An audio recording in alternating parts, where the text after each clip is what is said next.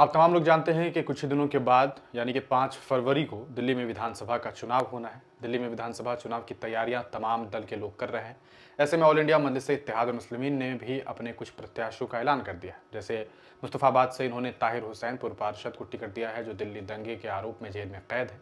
वहीं उसके अलावा अगर बात की जाए तो अभी आज के दिन ये ऐलान किया गया है कि ओखला से असदुद्दीन ओवैसी की पार्टी ऑल इंडिया मजलिस इत्तेहादुल मुस्लिमीन ने शफाउर रहमान खान को जो है वो टिकट दिया है। वो वहाँ से विधायकी का चुनाव लड़ेंगे। शफाउर रहमान साहब की बात करें तो अभी फ़िलहाल वो जेल में कैद हैं, जैसे ताहिर हुसैन साहब जेल में कैद है। ताहिर हुसैन साहब के ऊपर ये आरोप है कि उन्होंने दिल्ली दंगे में अपना रोल अदा किया। उन्हें मुख्य आरोपी के तौर पर बताया गया दिल्ली पुलिस के द्वारा, और ऐसा ही एक आरोप जो है शफाउर रहमान खान साहब पर भी है कि उन्होंने भी दिल्ली दंगे में अपना जो है वो योगदान दिया है। इस वजह से उन्हें जेल में कैद किया गया हुआ। शफाउर रहमान खान साहब ने सीए प्रोटेस्ट के दरमियान भी बहुत दफ़ा अलग अलग मंचों से आवाज़ उठाई थी कि सीए काला कानून है, इसकी वापसी की जानी चाहिए।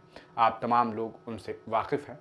अब उन शफाउर रहमान खान साहब के प्रत्याशी बनाने के बाद जब मिल्लत टाइम्स के एक पत्रकार हैं मज़हर खान, उन्होंने इस पूरे मामले को लेकर के जब ओखला की पार्षद हैं अरीबा खान, उनसे बातचीत की कि आपका इस पूरे मामले पर क्या इज़हार ख़याल है, तो उन्होंने, चूँकि उनका ताल्लुक़ जो है कहीं न कहीं थोड़ा-सा कांग्रेस टिल्टेड ये परिवार है, तो इस वजह से उन्होंने असदुद्दीन ओवैसी पर एक बड़ा आरोप लगा दिया। उनका ये कहना है कि ऑल इंडिया मजलिस इत्तेहादुल मुस्लिमीन और असदुद्दीन ओवैसी जो कुछ कर रहे हैं, इससे खुद वो साबित करते हैं कि वो भारतीय जनता पार्टी की बी टीम है।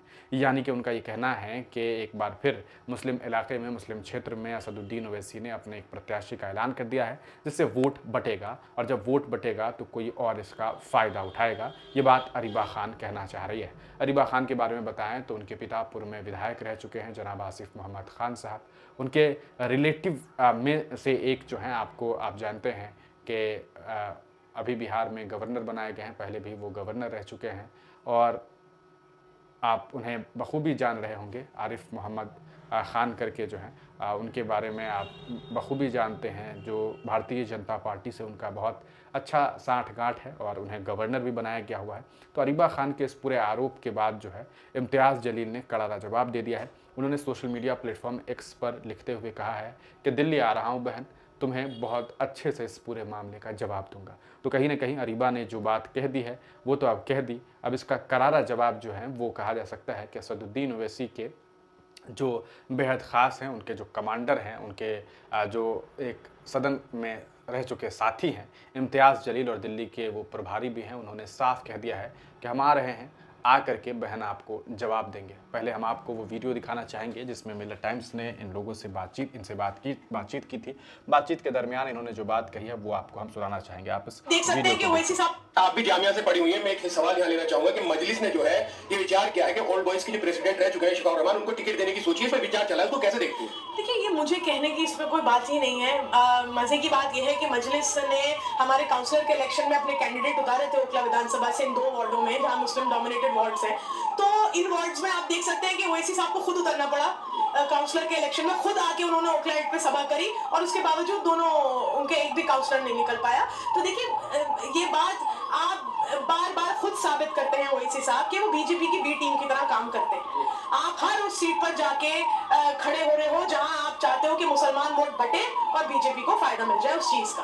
तो ये देखिए, ये पुरानी टैक्टिक्स है उनकी, ये कोई पहली बार तो वो कर नहीं रहे। हर आदमी अवेयर है इन बातों से, और ना उन्हें कोई सीरियसली लेता है, ना उनके कैंडिडेट्स। बात ये नहीं कि शिफा भाई को टिकट दिया जा रहा है, शिफा भाई से हमारे भी ताल्लुकात हैं, कैंडिडेट का इसमें कोई बात नहीं है। बात ये है कि ओवैसी साहब हर उस सीट पर जाकर मुसलमानों को बरगलाते हैं और मुसलमान वोट को बांटने की कोशिश करते हैं, ताकि इनडायरेक्टली फायदा बीजेपी को वो पहुंचा सके। आप भी जामिया से पढ़ी हुई है। मैं एक सवाल यहाँ, तो ये आपने सुना, ये मैडम अरीबा खान है जिन्होंने असदुद्दीन ओवैसी पर मुसलमानों को बरगलाने का आरोप लगाया।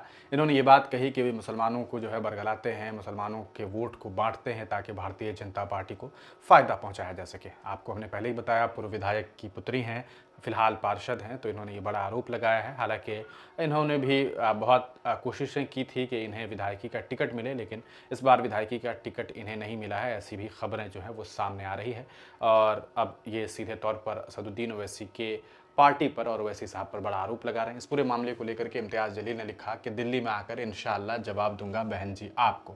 तो ये बात इम्तियाज़ जलील ने कही है। अंसार इमरान लिखते हैं कि दिल्ली विधानसभा का टिकट नहीं मिला, इसलिए अंगूर खट्टे हैं। वाह दीदी वाह। पार्षद मैडम के अब्बा तो खूब घूम लिए, मगर उनकी पार्टी वाले ही तबीयत से काट दिए, तो किसी को तो बलि का बकरा बनाना था। तो आदत अनुसार कांग्रेसियों के लिए सबसे आसान ओवैसी साहब निकले।